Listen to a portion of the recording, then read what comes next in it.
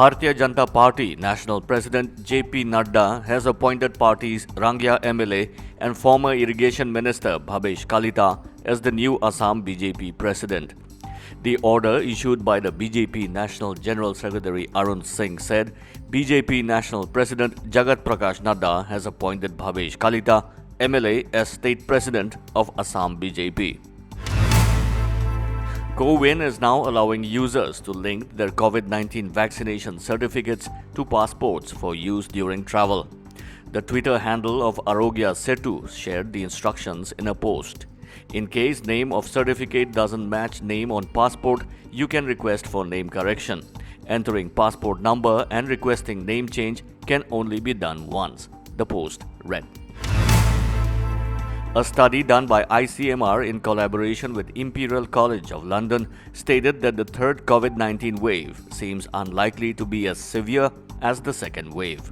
However, the researchers noted that the projections are subject to several uncertainties, adding it remains important to scale up vaccination coverage to mitigate against any eventuality.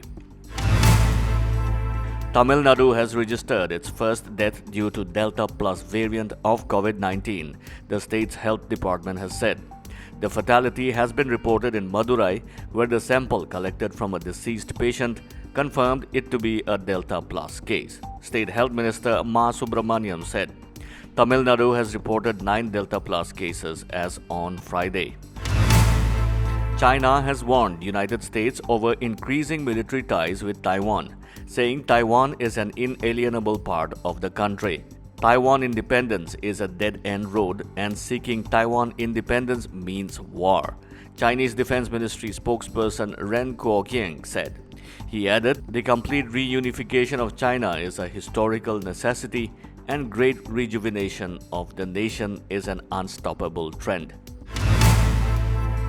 A United States court has sentenced former policeman Derek Chauvin to 22.5 years in prison for George Floyd's murder.